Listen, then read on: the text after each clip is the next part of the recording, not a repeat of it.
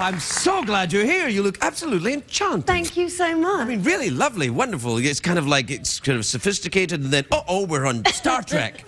I hope it's not blinding people. It's very, it draws the eye. I'm sorry, I'm very creepy this evening. Normally, I'm not. I wish you wouldn't tear up the card. Why? It makes me feel like the funny stories I've practiced aren't going to be Have you practiced them? Well, no, it's fine. Watch this, watch this. So, have you practiced any funny stories? Yes. Yes. Good. I can't do it like that, you see. I can't do it. All right. Look, I'll read you something off the cards. We get stuff No. Fire away. Anything you want. All right, then. How much do you think I weigh? 205 pounds. Actually, I think it's a bit more than that. But well, I thought it was very modest of you to add on 10 pounds to the weight that... Because you could have said anything. I could have, but then people can't see. And also, the camera adds, you know, 10 pounds. There's what, 1, 2, 3, 4, 5 cameras in here. That's 50 pounds. Do you ever, women worry about their weight a little bit? Oh my God, constantly. Really? Yes. Well, you look great. Do you do the Pilates? No, the Pilates. No, I do a sort of weird dancer-size class. Really? Not cardio bar, is it? No, I don't know. It's. I can't even remember what it's called. I don't do it very often, but it's cool because it's dancers from Broadway shows, and they come like the man from Wicked.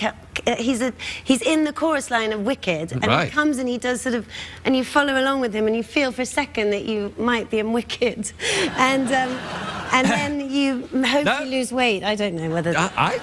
I think it sounds very exciting. I'd like to do it. I would like to put my name down to be part of the Dancing with the Stars of Broadway. Okay, good. You can. Exercise class. Awesome.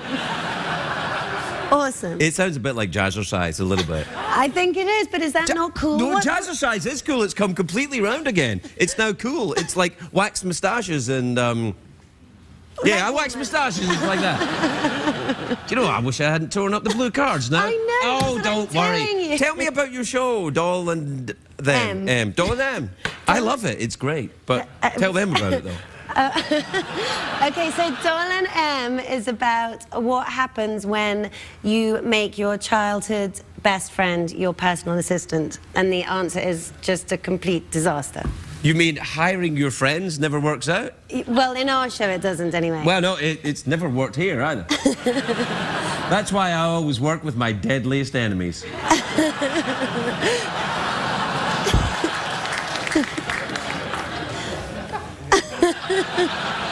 Is the actress in the show is your best friend? Yes, Dolly Wells is my best childhood friend. I've known her since I was 4 years old, and where did you two grow up? We grew up in London, England. Yes, I thought I detected a trace of that. Which part of London, England? West London. Yes. Hammersmith and Kensington. Oh, Kensington's very nice, isn't it? Yes. If I had a butler, I'd like him to be called Kensington. Did you have a butler? No. Are you sure you're English, then? No, and neither did I have a personal assistant, but we imagined what it would be like. We just, it's a funny sort of grey area, the thing of assistants, because they're there in your life so much, but then there's a moment where they have to sort of clock off, and it's sort of nobody quite knows when. Say that again?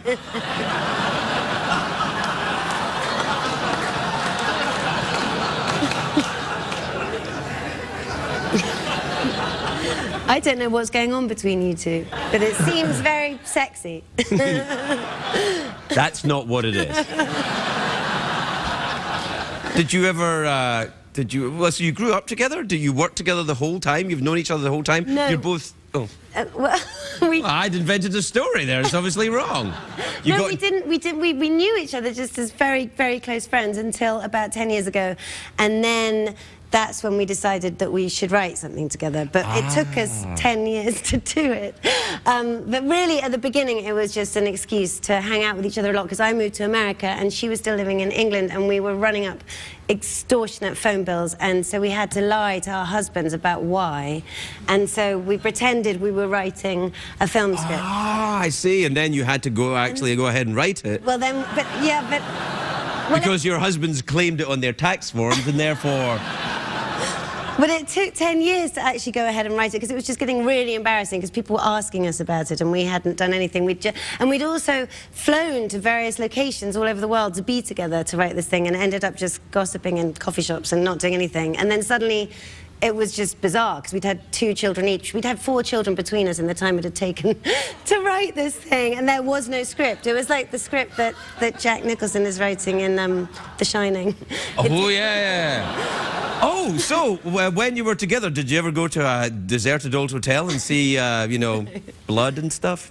No, but we hung out everywhere, all over the world. When she would come to where I was filming, and I would go to where she's an actress in England, although now she's moved to Brooklyn, just around the corner from me. Did you move back east? Yes. I thought you lived here. I used to live here. And now you've moved back to the East Coast? Yes. How's that winter working out for you over there?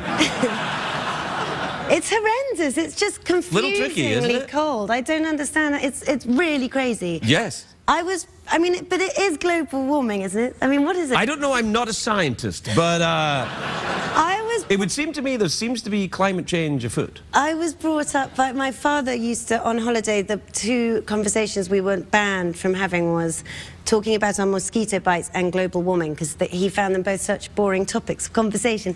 So I've been trained not to talk about global warming, but I'm feeling sort of, it's bubbling up inside of me, because I just see it everywhere. And it's very, very...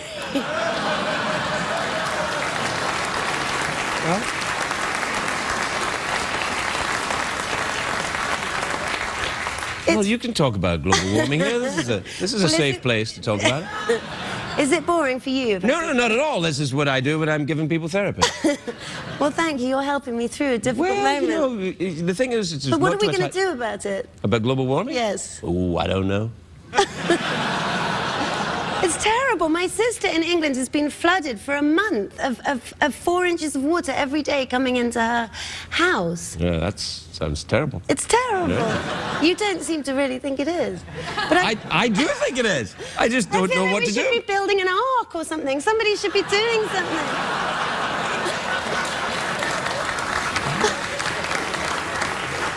Amen. Let's do it. Let's build an ark. Amen. Yes! Yes! We'll be right back after these messages, everybody.